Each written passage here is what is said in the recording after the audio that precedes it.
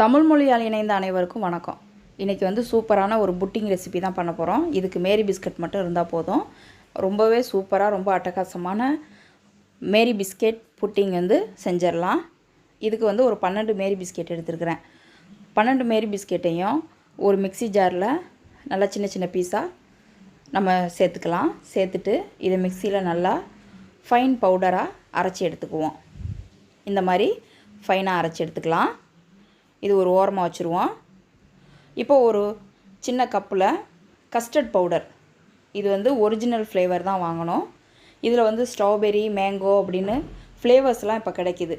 நீங்கள் வந்து original flavour சேர்த்திங்கன்னா ரெசிபி ரொம்ப நல்லாயிருக்கும்.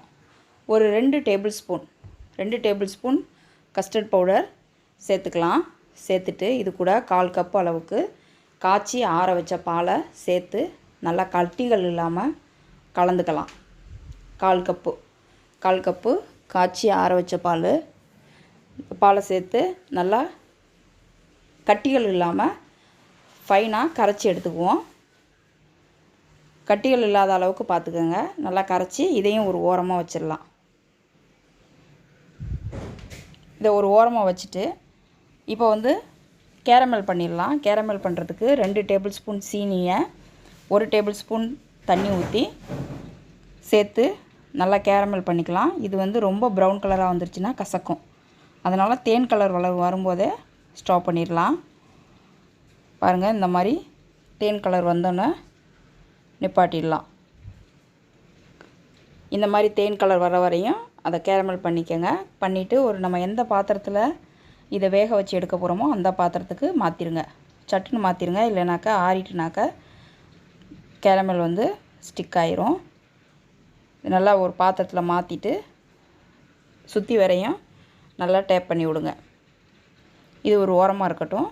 இப்போ வந்து 2 கப்பு அளவுக்கு பால், 2 கப்பு அளவுக்கு பாலில் 1/2 கப்பு அளவுக்கு சுகர் சேர்த்துருக்கேன். இந்த சுகர் வந்து உங்களோட டேஸ்ட்டுக்கு தகுந்த மாதிரி கூட்டவோ குறைக்கவோ செஞ்சுக்கோங்க. இந்த பால் நல்லா காஞ்சதுக்கப்புறம் நம்ம கரைச்சி வச்சுருக்கிற கஸ்டர்ட் பவுடரை நல்லா கரண்டியை வச்சு கலக்கிட்டு ஊற்றுங்க. ஏன்னா கஸ்டர்ட் பவுடர் வந்து அடியில் உறைஞ்சி போயிடும். இது நல்லா கரண்டி வச்சு நல்லா கலந்துட்டு பாலில் ஊற்றி கட்டிகள் இல்லாமல் கலந்து விட்டுருங்க. கஸ்டர்ட் பவுடர் ஊற்றி கொஞ்ச நேரத்துலையே பால் நல்லா திக்காயிரும். அந்த திக்காகிற சமயத்தில் நம்ம பொடி பண்ணி வச்சுருக்கிற பிஸ்கெட்டை அது கூட சேர்த்துடலாம். பாருங்கள், பால் நல்லா திக்காயிட்டு இப்போது நம்ம பொடி பண்ணி வச்சுருக்கிற பிஸ்கெட்டை அது கூட சேர்த்துடலாம். சேர்த்துட்டு நல்லா கைவிடாமல் கலந்து விடணும். இல்லைனா கட்டி விழுந்துடும். நல்லா கைவிடாமல் கலந்து விட்டுக்கலாம். ஒரு 7 நிமிஷம் நல்லா கலந்து விடுங்க. அடுப்பு வந்து ரொம்ப சிம்மில் இருக்கட்டும். இல்லைனாக்கா ரொம்பவே கட்டி விழுந்துடும்.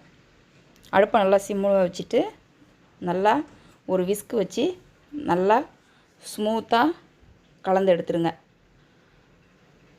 இப்போ நம்மளோட பிஸ்கெட் புட்டிங் ரெடி ஆகிட்டு இப்போ வந்து நம்ம கேரமல் பண்ணி வச்சுருக்கிற பாத்திரத்தில் இதை ட்ரான்ஸ்ஃபர் பண்ணிடுவோம். இதுக்கு இன்றைக்கி இட்லி பாத்திரத்தில் தான் நான் அவிக்க போகிறேன். ஒரு ஸ்டாண்ட் போட்டிருக்கேன், தண்ணி ஊற்றிருக்கிறேன்.